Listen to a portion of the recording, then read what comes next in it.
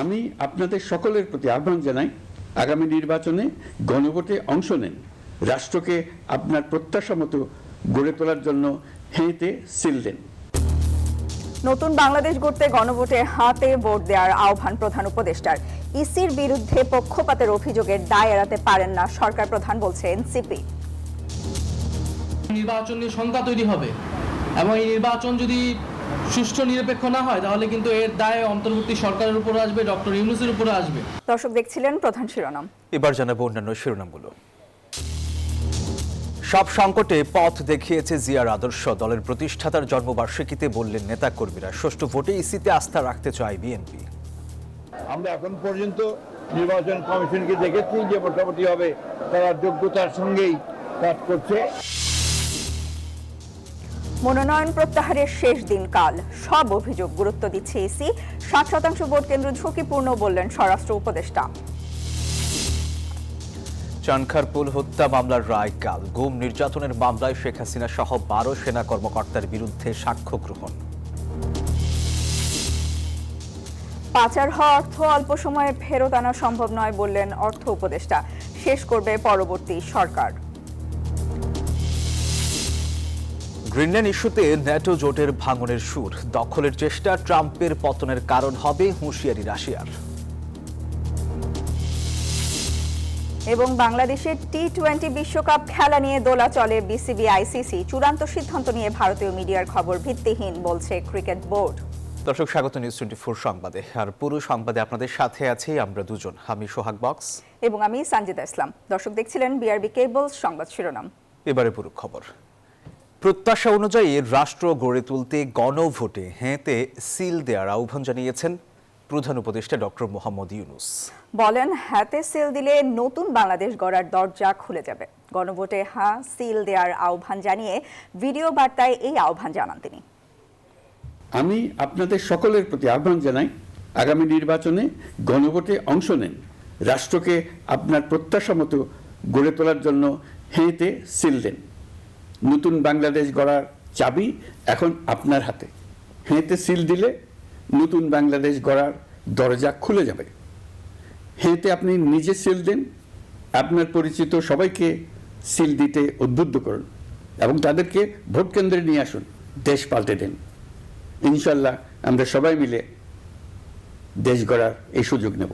নির্বাচন কমিশনের বিরুদ্ধে পক্ষপাতের অভিযোগের দায় এড়াতে পারেন না অন্তর্বর্তী সরকার প্রধানও। যমুনায় প্রধান উপদেষ্টা ডক্টর মোহাম্মদ ইউনূসের সাথে দেখা করে এমন মন্তব্য করেছেন এনসিপির আহ্বায়ক নাহিদ ইসলাম। সোমবার সন্ধ্যায় রাষ্ট্রীয় অতিথি ভবন যমুনায় প্রধান উপদেষ্টার সঙ্গে বৈঠক শেষে সংবাদ সম্মেলনে এই কথা জানান তিনি। নির্বাচন কমিশন বিএনপির চাপে সব সিদ্ধান্ত নিচ্ছে বলেও প্রধান উপদেষ্টা ডক্টর মোহাম্মদ ইউনূসের কাছে অভিযোগ করেছেন নাহিদ ইসলাম।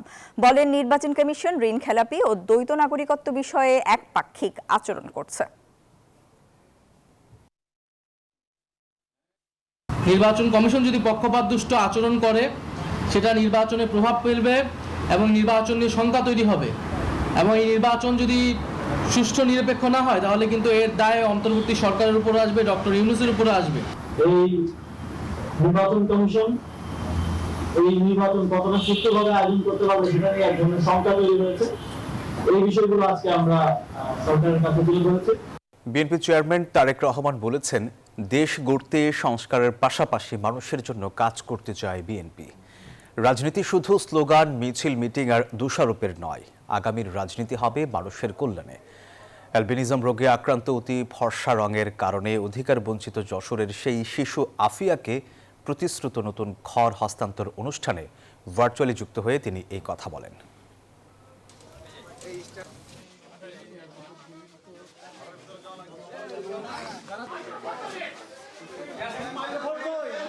আজকে আফিয়ার পাশে যেমন আমরা দাঁড়িয়েছি, এরকম বাংলাদেশের হাজার হাজার যারা আফিয়া আছে, যারা অসহায় মা আছে, তাদের পাশে আমরা দাঁড়াতে চাই।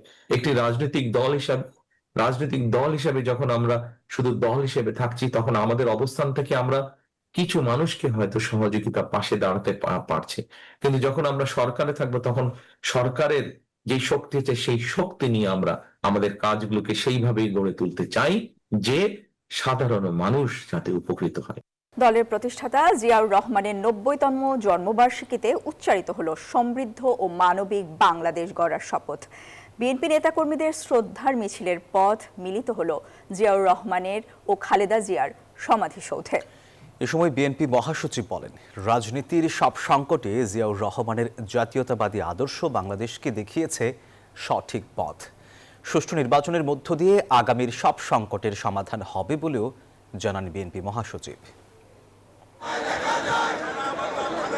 শেখ হাসিনার ফ্যাসিবাদী শাসনে অবরুদ্ধ বিএনপি দেড় যুগ ধরে দলের প্রতিষ্ঠাতার জন্মদিনও উদযাপন করতে পারেনি মুক্তভাবে। তাই বাঁধভাঙ্গা উচ্ছ্বাসে সোমবার সকাল থেকে জিয়া উদ্যানে ঢল নামে বিএনপি নেতাকর্মীদের। খণ্ড খণ্ড মিছিল নিয়ে তারা সমবেত হন শহীদ জিয়ার সমাধি প্রাঙ্গণে। অতল শ্রদ্ধা ও ভালোবাসার সঙ্গে শহীদ জিয়াকে স্মরণ করেন দলের নানা পর্যায়ের নেতাকর্মীরা। শপথ নেন তার আদর্শকে ধারণ করার। উনি ছিলেন দেশপ্রেমিক, দেশের সাথে কখনো কোনো কম্প্রোমাইজ করে নাই, কোনো দেশের কাছে বোডাউন করে নাই। শেষ পর্যন্ত জীবন দিয়ে উনি সেটা প্রমাণ করে দিয়ে গেছেন। ওনার যে সৎ নিষ্ঠা, ওনার যে ব্যক্তিত্ব, আসলে এটা মনে রাখার মতো। আজকে উনি বেঁচে থাকলে ৯০তম জন্মবার্ষিকী হয়েছে তার, তো বাংলাদেশকে আমরা হয়তো মালয়েশিয়ার থেকেও আরো বড় রূপে দেখতে পেতাম। উনি এমন একটা আলোকবর্তিকা যার জন্য এই দেশের মানুষ গণতন্ত্রের স্বাদ পেয়েছে। বেলা ১১টার দিকে বিএনপি মহাসচিব মির্জা ফখরুল ইসলাম আলমগীর দলের স্থায়ী কমিটির সদস্য ও সিনিয়র নেতাদের সঙ্গে নিয়ে শহীদ জিয়ার সমাধিতে শ্রদ্ধা জানান। প্রিয় নেতার রুহের মাগফিরাত কামনায় করেন ফাতিহা পাঠ ও মোনাজাত। এ সময় রাজনীতিতে শহীদ জিয়ার জাতীয়তাবাদী আদর্শের প্রাসঙ্গিকতা তুলে ধরেন বিএনপি মহাসচিব। বলেন, শহীদ জিয়ার দেখানো পথেই বিএনপি দেশে গণতন্ত্র ও সুশাসন প্রতিষ্ঠা করতে চায়। তার অনুষ্ঠিত যে পথ, সেই পথে আমরা সামনের দিকে এগিয়ে যাই। একটা উদার গণতান্ত্রিক বাংলাদেশ প্রতিষ্ঠা করবার লক্ষ্যে আমরা আরো দৃঢ়ভাবে শপথ গ্রহণ করি। ছাত্র জনতার অভ্যুত্থানের মধ্য দিয়ে যখন ফ্যাসিস্ট হাসিনা পালিয়ে গেছে, তখন আবার নতুন করে একটা ধ্বংসপ্রাপ্ত অর্থনীতির বাংলাদেশকে গড়ে তোলার জন্য, গণতন্ত্রকে প্রতিষ্ঠায় রূপ দেওয়ার জন্য আমরা আজকে এখানে শপথ নিয়েছি। সাংবাদিকদের প্রশ্ন জবাবে মির্জা ফখরুল বলেন, একটি সুষ্ঠু ও গ্রহণযোগ্য নির্বাচনের জন্য নির্বাচন কমিশনের উপর আস্থা রাখতে চায় বিএনপি। নির্বাচন কমিশনের যখন বাছাই হয় তখন কিছু সমস্যা থাকে, এটি নতুন কোনো ব্যাপার না। আমরা এখন পর্যন্ত নির্বাচন কমিশনকে দেখেছি যে মোটামুটি হবে তারা যোগ্যতার সঙ্গেই কাজ করছে। আমাদের যে সমস্যাগুলো একটা আমরা মনে করেছি সেগুলো আমরা গতকাল তার সামনে তুলে ধরেছি, এবং আমরা বিশ্বাস করি যে নির্বাচন কমিশন যোগ্যতার সঙ্গে এই নির্বাচন পরিচালনা করতে সক্ষম হবে। জিয়াউর রহমানের সমাধিতে ঢাকা মহানগর উত্তর দক্ষিণ বিএনপি, জাতীয়তাবাদী ছাত্রদল, যুবদল, স্বেচ্ছাসেবক দল ও মহিলা দল সহ বিএনপির অঙ্গ ও সহযোগী সংগঠনের নেতাকর্মীরা শ্রদ্ধা জানান। বাংলাদেশের স্বাধীনতা ও সার্বভৌমত্বের প্রশ্নে আজীবন আপোষহীন ছিলেন শহীদ রাষ্ট্রপতি জিয়াউর রহমান। তার নেতৃত্বের প্রতি গণমানুষের আস্থার কারণে অল্প সময়েই জনপ্রিয় দল হিসেবে প্রতিষ্ঠা পেয়েছিল বিএনপি। বিশ্লেষকরা মনে করেন, শহীদ জিয়ার আদর্শ ধারণ করে এগিয়ে গেলে পথ হারাবে না বিএনপি। সাইফুল ইসলাম, নিউজ 24, জিয়া উদ্যান, ঢাকা। রাজনৈতিক দলগুলোর সব অভিযোগ খতিয়ে দেখছে নির্বাচন কমিশন। সুষ্ঠু নির্বাচন অনুষ্ঠান ছাড়া অন্য কোনো চাপ নেই, এমনটাই জানিয়েছেন নির্বাচন কমিশনার আনোয়ারুল ইসলাম। সরকার আর পোস্টাল ব্যালটে কারচুপির কোনো সুযোগ নেই জানিয়ে কমিশনার আবুল ফজল সানাউল্লাহ জানান, নির্বাচন বিরোধী কোনো গোষ্ঠী সামাজিক মাধ্যমে অপপ্রচার চালাচ্ছে। যুক্তি, পাল্টা যুক্তি ও তথ্য প্রমাণ দাখিলের মধ্য দিয়ে শেষ হয়েছে নির্বাচন কমিশনে আপিলের লড়াই। কাল মনোনয়ন প্রত্যাহারের শেষ দিন, এরপরই শুরু হবে প্রতীক বরাদ্দ ও প্রচারণার মহোৎসব। শ্বাসরুদ্ধ 9 দিন, একে একে নিষ্পত্তি হলো শত শত আপিল। বিশেষ করে যাদের প্রার্থিতা দ্বৈত নাগরিকত্বের কারণে আটকে ছিল, তাদের বিষয়টি এবারের শুনানির কেন্দ্রবিন্দু। মঙ্গলবার প্রার্থিতা প্রত্যাহারের শেষ দিন, এরপরই চূড়ান্ত হবে কারা থাকছেন ভোটের লড়াইয়ে। মাঠ পর্যায়ের প্রস্তুতিও থেমে নেই। সোমবার নির্বাচন কমিশনের সংসদ নির্বাচন ও গণভোটের ভোট গণনা নিয়ে 300 জন প্রিজাইডিং অফিসারের প্রশিক্ষণ অনুষ্ঠিত হয়। এ সময় নির্বাচন commissioner brigadier general Abul Fazal Mohammad Sanaullah জানান, পোস্টাল ব্যালটে কারচুপির সুযোগ নেই। সোশ্যাল মিডিয়ার কার উদ্দেশ্য কি আমরা জানি না, পেছন থেকে কে কাজ করছে তাও জানি না, তারা কি নির্বাচন চায় না তাও আমরা জানি না। সুনির্দিষ্ট কিন্তু দেখবেন কোনো অভিযোগ নেই।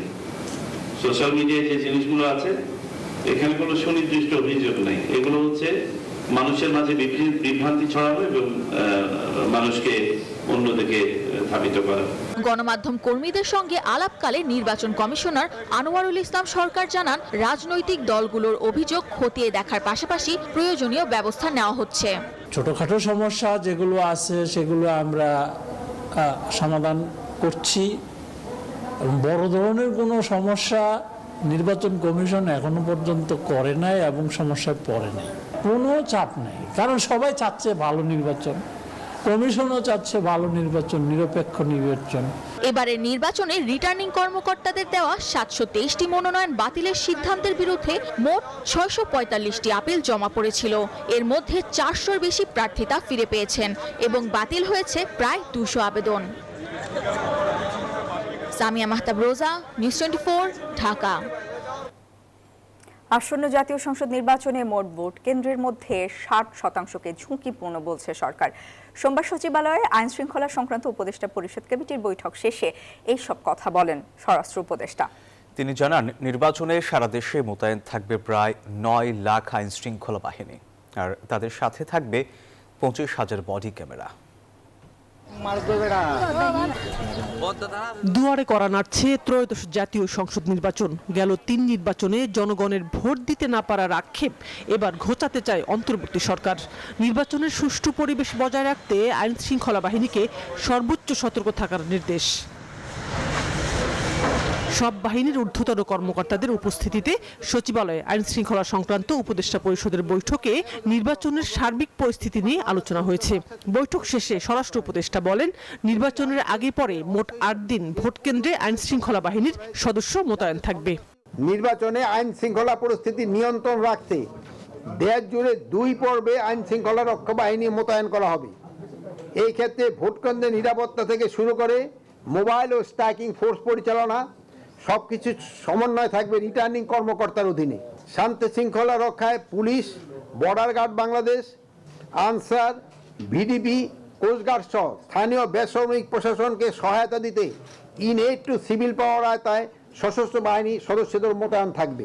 এবার নির্বাচনে মোট ভোট কেন্দ্র 42,761টি। এর মধ্যে 24,000-এর উপরে ভোট কেন্দ্র ঝুঁকিপূর্ণ, 8,000-কে বেশি ঝুঁকিপূর্ণ বলা হচ্ছে। পুলিশ সদস্য কর্তৃক অধিক গুরুত্বপূর্ণ এবং গুরুত্বপূর্ণ ভোট কেন্দ্রে 25,000 বডি ওয়ার্ন ক্যামেরা ব্যবহার করবে। প্রতিটি ভোট কেন্দ্রে সিসিটিভি স্থাপন করা হবে। এইবারই প্রথমবারের মতো নির্বাচন উপলক্ষে আইন শৃঙ্খলা বাহিনীর প্রশিক্ষণ আয়োজন করা হয়েছে। এবার নির্বাচনে আরেকটি উল্লেখযোগ্য দিক হচ্ছে ড্রোনের ব্যবহার। নির্বাচনে বাধা সৃষ্টিকারীদের ছাড় না দেওয়ার নির্দেশনা দিয়ে স্বরাষ্ট্র উপদেষ্টা বলেন, নির্বাচনের আগেই লুট হওয়া সব অস্ত্র উদ্ধারের চেষ্টা করা হচ্ছে। আইন শৃঙ্খলা পরিস্থিতি অবনতি ঘটানো বা নির্বাচনে বাধাগ্রস্ত করার অপতৎপরতা প্রতিরোধে ব্যবস্থা গ্রহণ করতে পারবে। শানাজি ইয়াসমিন, নিউজ 24, ঢাকা। মৃত্যুর ভয়ে ঘরে বসে থাকার চেয়ে সংগ্রামে নেমে বীরের মতো মরাই শ্রেষ্ঠ। মায়ের কাছে লেখা আনাসের চিঠির এই কথাই ছিল মৃত্যুর আগে শেষ বার্তা। রাজধানীর চাংখারপুলে ছাত্র জনতার আন্দোলনে পুলিশের গুলিতে শহীদ হয়েছিলেন স্কুল ছাত্র শাহরিয়ার খান আনাস সহ 6 জন। আন্তর্জাতিক অপরাধ ট্রাইব্যুনালে এই নির্মম হত্যার বিচারের রায় হতে যাচ্ছে কাল। মাহমুদ হাসানের প্রতিবেদন। 2024 সালের 5 আগস্ট ছাত্র জনতার মার্চ টু ঢাকা কর্মসূচি। একটা চিঠি যেটা লেখা হয়েছিল মায়ের কাছে, কিন্তু সে চিঠি পড়ে কেঁদেছে পুরো দেশ। ফ্যাসিবাদ বিরোধী স্লোগানে যখন উত্তাল রাজপথ, তখন নিজেকে আর ঘরে আটকে রাখতে না পেরে মাকে শেষ বিদায় না জানিয়েই আন্দোলনে নেমে পড়ে স্কুল পড়ুয়া আনাস।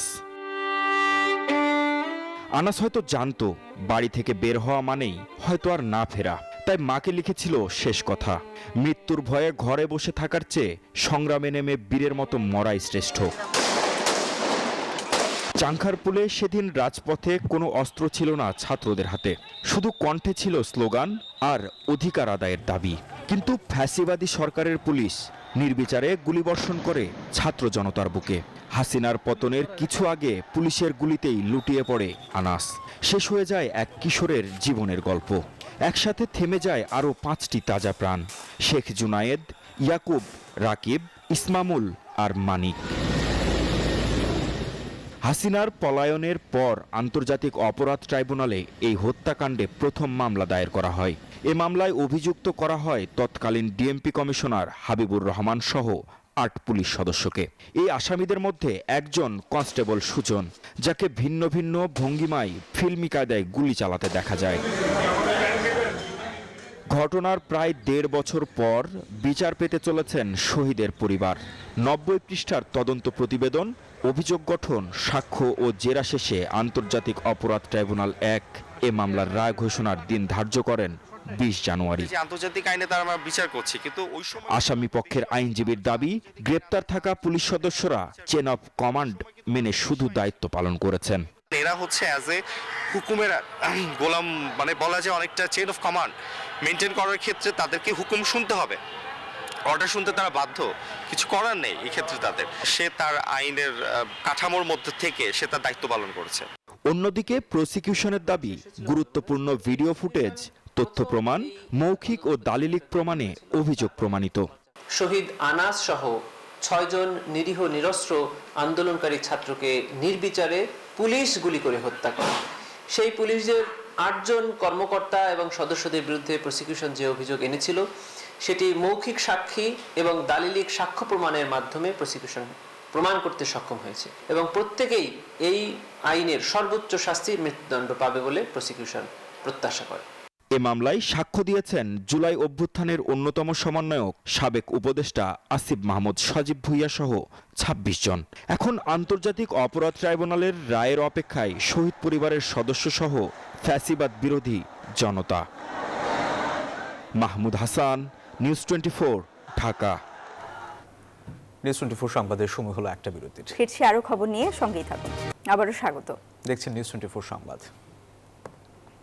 গুম নির্যাতনের ঘটনায় মানবতা বিরোধী অপরাধের মামলায় শেখ হাসিনা, তারেক আহমেদ সিদ্দিক ও ১১ জন সাবেক ও বর্তমান সেনা কর্মকর্তার বিরুদ্ধে প্রথম দিনের সাক্ষ্য গ্রহণ শেষ হয়েছে। পরবর্তী সাক্ষ্য গ্রহণ ও জেরার তারিখ ২৫ জানুয়ারি। সোমবার আন্তর্জাতিক অপরাধ ট্রাইব্যুনাল ১ এর বিচারিক প্যানেল সাক্ষ্য গ্রহণ অনুষ্ঠিত হয়। গত বছরের ৭ ডিসেম্বর ১৩ জনের বিরুদ্ধে রাষ্ট্রপক্ষ অভিযোগ গঠনের শুনানি করে। মামলায় সুনির্দিষ্ট ৫টি অভিযোগ আনা হয়। চিফ প্রসিকিউটর জানান, গুমের বিচার না হলে আবার ভয়ের সংস্কৃতি ফিরে আসবে। এবার জেডিএসআরএম নির্বাচনের পথে। নির্বাচনে দলীয় মনোনয়ন প্রদানে জাতীয় পার্টির মশিউর রহমান রাঙ্গা ও পনির উদ্দিন আহমেদের মধ্যে ঘুষ লেনদেনের প্রমাণ পেয়েছে দুদক। আর এই ঘটনায় অভিযুক্তদের বিরুদ্ধে মামলা করেছে সংস্থাটি। এদিকে আগামী নির্বাচনকে সামনে রেখে কেউ মনোনয়ন বাণিজ্যের আশ্রয় নিলে তাদের বিরুদ্ধেও ব্যবস্থা নেওয়া হবে বলে হুঁশিয়ারি দিয়েছেন দুদক মহাপরিচালক। ভোট না দিলে কি হবে? জনপ্রিয় প্রধানমন্ত্রী বাংলাদেশে বলে, তাহলে বঙ্গবন্ধু কন্যা শেখ হাসিনাকে বলতেই হবে তাকে। জাতীয় পার্টির মহাসচিব হলেও কেবল আওয়ামী লীগ ও শেখ হাসিনার তোষামোদী করে ক্ষমতার কেন্দ্রবিন্দুতে ছিলেন সাবেক এলজিআরডি প্রতিমন্ত্রী মশিউর রহমান রাঙ্গা। সেই প্রভাব খাটিয়ে দলীয় মনোনয়ন বাণিজ্যের মাধ্যমে হাতিয়ে নিয়েছেন কোটি কোটি টাকা। একাদশ জাতীয় সংসদ নির্বাচনে দলীয় মনোনয়ন পাইয়ে দিতে রাঙ্গা কুড়িগ্রামের সাবেক এমপি পনির উদ্দিন আহমেদের কাছ থেকে ঘুষ নিয়েছিলেন প্রায় ২ কোটি টাকা। প্রমাণ মেলায় অভিযুক্ত ২ জনের বিরুদ্ধেই মামলা করেছে দুদক। মশিউর রহমান রাঙ্গা মহাসচিব ও জাতীয় পার্টির প্রেসিডিয়াম সদস্য পদে বহাল থাকা অবস্থায় অভিযোগ সংশ্লিষ্ট পনির উদ্দিন আহমেদকে সংসদ নির্বাচনে অংশগ্রহণের জন্য সুযোগ তৈরি করে দিয়ে ১,৭০,০০,০০০ টাকারও বেশি ঘুষ গ্রহণ এবং প্রদান এবং উক্ত টাকা স্থানান্তর, রূপান্তর এবং হস্তান্তর করার অপরাধ অনুসন্ধানকালে প্রমাণিত হয়েছে। এদিকে ত্রয়োদশ জাতীয় সংসদ নির্বাচনকে সামনে রেখে কেউ মনোনয়ন বাণিজ্য করেছে কিনা তাও খতিয়ে দেখছে দুদক। কারো বিরুদ্ধে প্রমাণ পেলেই আইনি ব্যবস্থা নেবে সংস্থাটি। আমরা সুনির্দিষ্ট অভিযোগের ভিত্তিতে কাজ করে থাকি। সুনির্দিষ্ট অভিযোগ পেলে অবশ্যই সেই বিষয়গুলো এই সংক্রান্ত যে কমিটি রয়েছে তারা এই বিষয়গুলো নিয়ে কাজ করবে। এদিন দুর্নীতির মাধ্যমে অবৈধ সম্পদ অর্জনের মামলায় সাবেক গৃহায়ন ও গণপূর্ত প্রতিমন্ত্রী শরীফ আহমেদের বিরুদ্ধে চার্জশিট দাখিল করেছে দুদক। বদরুল আলম শাওন, নিউজ 24, ঢাকা। নিউজ 24 সংবাদে আবারও বিরতি নিচ্ছি। ফিরছি আরো খবর নিয়ে, সাথেই থাকুন দর্শক। আবারও স্বাগত নিউজ 24 সংবাদে। এবারে মধুমতি ব্যাংক পিএলসি অর্থ বাণিজ্যের সংবাদ। অন্তর্বর্তী সরকারের সময়ে আর ফেরত আনা সম্ভব হচ্ছে না আওয়ামী লীগের সময়ের পাচারের টাকা। নিউজ 24 এর সাথে বিশেষ সাক্ষাৎকারে অর্থ উপদেষ্টা জানান, পাচারের অর্থ ফেরত আনতে শেষ হয়েছে প্রাথমিক প্রক্রিয়া, তাই পরবর্তী সরকারের জন্য টাকা ফিরিয়ে আনা সহজ হবে।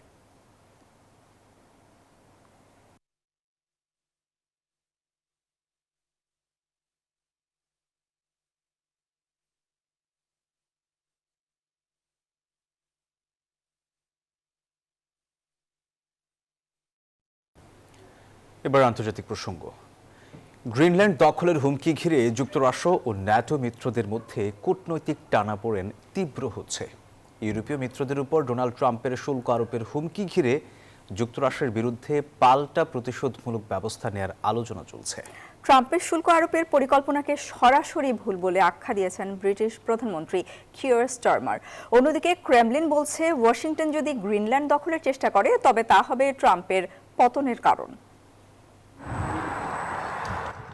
গ্রিনল্যান্ড যুক্তরাষ্ট্রের কাছে বিক্রির ব্যাপারে সমঝোতা না হওয়া পর্যন্ত ন্যাটোর 8টি সদস্য রাষ্ট্রের উপর 10% শুল্ক আরোপ করা হবে বলে ঘোষণা দিয়েছেন প্রেসিডেন্ট ডোনাল্ড ট্রাম্প, যা ধীরে ধীরে বাড়িয়ে 25% উন্নতি করা হতে পারে। দেশগুলোর তালিকায় রয়েছে Denmark, Finland, France, Germany, Netherlands, Norway, Sweden ও যুক্তরাজ্য। ট্রাম্পের এই সিদ্ধান্তের প্রতিবাদে রবিবার ব্রাসেলসে জরুরি বৈঠক করেন 8 দেশের নেতারা। এক যৌথ বিবৃতিতে 8 নেতা সতর্ক করেন, ট্রাম্পের এই পরিকল্পনা বাস্তবায়িত হলে একটি বিপজ্জনক পরিস্থিতি সৃষ্টি হতে পারে। ডেনমার্কের প্রধানমন্ত্রী মেটে ফ্রেডরিকসন স্পষ্ট জানিয়ে দেন, ইউরোপকে ব্ল্যাকমেল করে গ্রিনল্যান্ড নেওয়া যাবে না। একই সুরে ডেনমার্কের পররাষ্ট্রমন্ত্রী লার্স লোকোকে রাসমুসেন বলেন, গ্রিনল্যান্ড নিয়ে কোনো আপোষ নেই। ট্রাম্পের সঙ্গে ফোন আলাপে ব্রিটিশ প্রধানমন্ত্রী কিয়ার স্টারমার বলেন, ন্যাটো মিত্রদের যৌথ নিরাপত্তা রক্ষার ক্ষেত্রে তাদের উপর শুল্ক আরোপ করা সম্পূর্ণ ভুল। এই ইস্যুতে সরাসরি মার্কিন প্রশাসনের সঙ্গে আলোচনা করা হবে বলেও জানান তিনি। এদিকে মার্কিন প্রেসিডেন্ট ডোনাল্ড ট্রাম্প গ্রিনল্যান্ডকে আবারও যুক্তরাষ্ট্রের জাতীয় নিরাপত্তার স্বার্থে অত্যন্ত গুরুত্বপূর্ণ অংশ হিসেবে উল্লেখ করেছেন। অন্যদিকে সোমবার ক্রেমলিনের মুখপাত্র বলেন, গ্রিনল্যান্ডকে যুক্তরাষ্ট্র একটি কৌশলগতভাবে গুরুত্বপূর্ণ অঞ্চল হিসেবে দেখলেও ওয়াশিংটন যদি গ্রিনল্যান্ড দখলের চেষ্টা করে তবে তা হবে ট্রাম্পের পতনের কারণ। চন্দ্রা, নিউজ 24। সংবাদের সময় হলো আরো একটা বিরতির, সঙ্গেই থাকুন।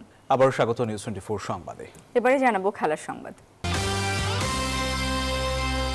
টি-20 বিশ্বকাপে বাংলাদেশের খেলা নিয়ে এখনো চূড়ান্ত কোনো সিদ্ধান্তে পৌঁছাতে পারেনি বিসিবি ও আইসিসি।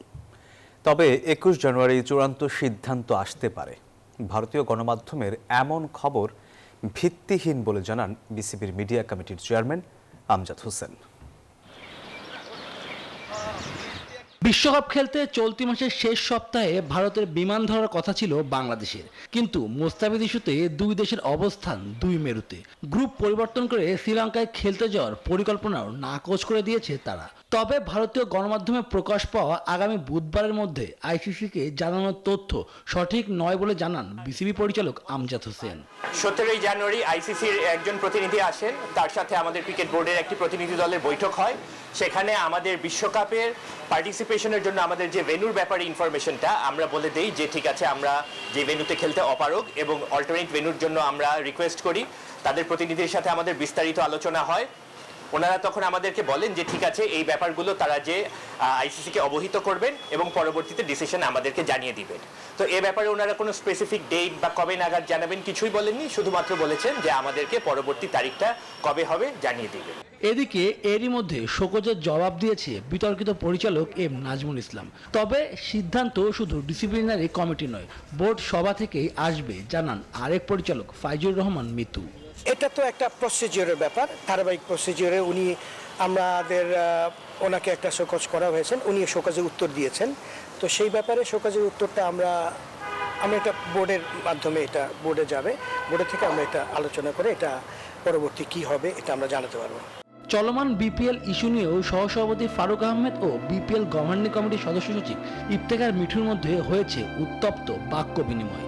জানা গেছে গত আসরের বিপিএল আর চলতি বিপিএল এর পার্থক্য নিয়ে তাদের এই বিবাদ। শুভদেবনাথ, নিউজ 24 ঢাকা। দর্শক, এই ছিল নিউজ 24 সংবাদে। এতক্ষণ সাথে থাকায় ধন্যবাদ সবাইকে।